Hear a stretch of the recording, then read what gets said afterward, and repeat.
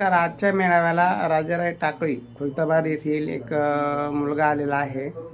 तर त्यांच्या संदर्भात ते आपल्याला माहिती देतील. ज्यांना त्यांची माहिती योग्य वाटली त्यांनी संपर्क करावा. नाव सांगा तुमचं? गणेश जनार्दन भागडे. भागडे.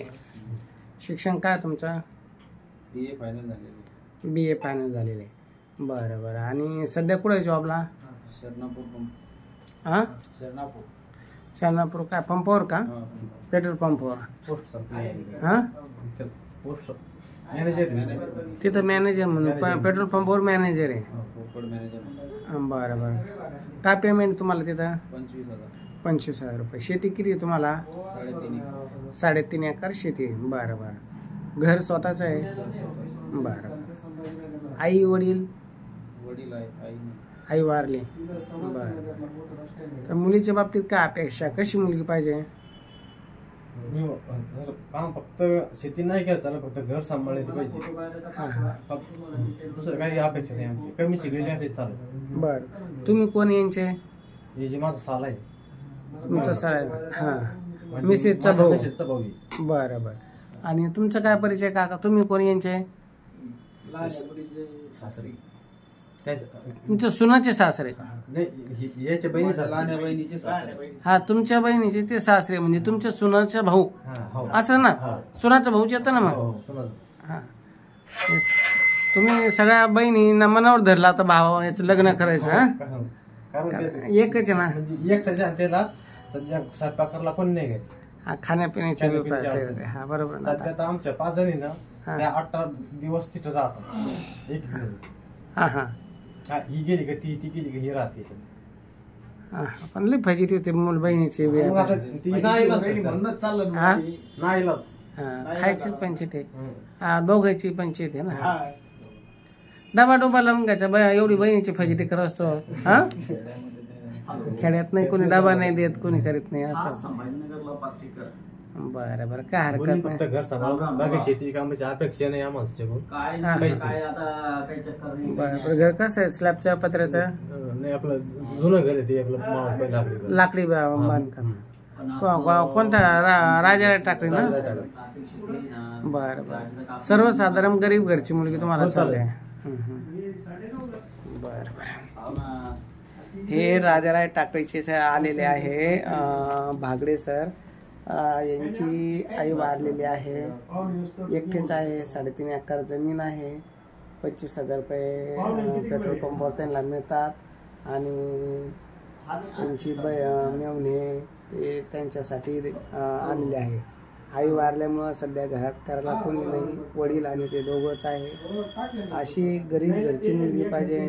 तिनं शेतात काम नाही केलं तरी चालेल, फक्त घर समोर स्वयंपाक पाणी केलं तरी चालेल. तर अधिक माहितीसाठी त्यांचा नंबर घ्या. सांगा नंबर. कोणाचा नंबर देता? 7875 49 06. तुमचा देता का? 97 63 30 28 93. 97 63 30 28 93. आता हे जो व्हिडिओ आहे आपलं पार्थ मराठा वधू सूचक केंद्र यूट्यूब चॅनल आहे. हां, या यूट्यूब चॅनलला तुमचा व्हिडिओ मी टाकणार. ज्यांना तुमची माहिती योग्य वाटली ते डायरेक्ट तुमच्याशी संपर्क करतील. आहे बरेच खेड्यातल्या मुली आहे असं काही नाही. आणि शेती पण आहे. तुम्हाला समजा व्यवसाय मुलीला कसलाही ताण होणार याची गॅरंटी देतो. हां हां. नाही, मुलगा दिसतो ना गरीब स्वभावाचा दिसतो ना. ते काय म्हणजे सासरी पण ना एकदम गरीब स्वभावाची तुमचे सासरे. हां, म्हणजे मुलीला तिथे 1 रुपयाची तकलीफ होणार नाही. कशीच तकलीफ होणार. सासू तर नाही समजा. आई वारली. राहिले बहिणी तर बहिणी तुम्ही चांगले माणसं दिसत. सगळे लग्न झाले. सगळे झालेले. सगळे चांगले. कोणाचा काही प्रॉब्लेम नाही, काही नाही. हां, तुम्ही सगळे सहकार्य करून राहिले त्याच्यासाठी. ते एवढं आता एकच भाऊ म्हणलं कोणत्या बहिणीला कसं असतं भावाची वडिलांची प्रीती. सगळ्या बहिणी ना हे चालू आहे, पाहणं चालू आहे. कारण त्याची खाण्याची पंचायत वेगळी ना. पण मला असं वाटतं बाबा कसं आता थोडा मुलीचा शॉर्टेज खरं सांगायचं म्हणजे. आता जरी एखादी बिचारी विधवा झाली, घटस्फोटीत असली, मुलीचा जर काही दोष नसेल करायला काही हरकत नाही. कारण आता लोक करू लागले. तर तुमची अशी मनाची तयारी आहे का एखादी मुलीचा दोष नाही, चांगली मुलगी आहे? आता सध्या तर नाही तयारी, नंतर अजून नाही भेटला की मग पाहू होते पर्याय म्हणून. सध्या प्रथम वधूच अपेक्षित आहे. बरं बरं, काय हरकत नाही. आपण सुरुवातीला प्रथमच बघू. हां, तुम्हाला ग्रुपला ॲड केला जाईल, तुम्हाला फोटो बायोडाटा येतील. जे तुम्हाला योग्य वाटले तुम्ही कॉल करून बघा. जर त्यात नाही समजा कुठं टाळमेळ बसला तर मग थोडासा विचार, थोडा ब्रॉड माइंड ठेवा, विचार बदला. एखादी चांगली मुलगी आहे, ॲक्सिडेंटमध्ये पती वारला, काही ते झालं, तर अशी जरी मुलगी केली तर ती व्यवस्थित तुमच्या घर परिवाराला देऊन चालणारी राहील. असं काही नाही. थोडंसं आता काळानुसार विचार जरा बदलला. हां, आता मला असं वाटतं म्हणून मी प्रांजळ मनात सांगितलं. कारण काय होतं, शेतकरी किंवा खेड्यात राहायचं म्हणजे थोडंसं मुली टाळतात. हां, ते शेतकरी आहे पण मुलीला शेतात जायची अजिबात काम नाही, मुलीला शेतात जायचं काही काम नाही. ते सुखात आणि नुसतं घर सांभाळ तरी भरपूर झालं. चालेल. आता ही माहिती टाकू ना युट्यूब चॅनलला. परत माझ्या मित्रांनं बघितलं, कोणा बघितलं, नाही काही अडचण नाही. परत फोन येतात सोडून सेव्ह करा, डिलीट. असं मी डिलीट नाही करणार. नाही करायचं, आम्ही सांगतो म्हणजे डिलीट नाही करायचं. कारण कोणी तुम्हाला आणणार नाही स्थळ. अलग लक्षात, नाव ठेवणारे सगळे आहे, नातेवाईक आहे, भाऊबंद आहे, पण तुमच्यासाठी एखादं स्थळ घेऊन येणार कोणी नाही.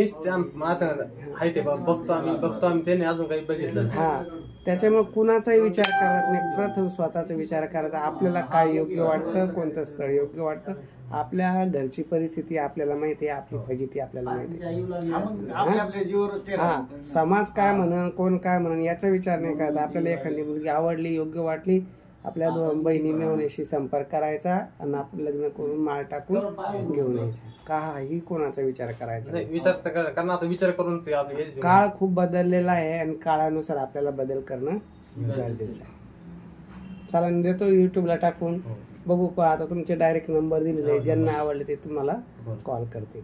आणि आपल्या कार्यातून कोणी 1 लाख 2 लाख 50,000 काहीच घेतले जात नाही. हा, उद्या तुमचं लग्न जमलं, तुम्ही बोलवलं प्रेमाना लग्नाला तर येऊ, लय लांब असलं तर आम्हाला तोही वेळ नाही यायला, आम्ही तिकडे सुद्धा येणार नाही. हा, म्हणजे जवळ असलं तरच येतो आम्ही, काय हरकत नाही. आणि असं जेवढा आम्हाला सपोर्ट करता आला तेवढा निश्चित सपोर्ट करू. चांगल्यासाठी तर कोणीही करतंय, समजा ते वनवशी, समजा आई नाही काही नाही, त्यांच्यासाठी जेवढा आम्हाला आमच्या हातून देण्याचा प्रयत्न करता आला तेवढा आम्ही निश्चित करू.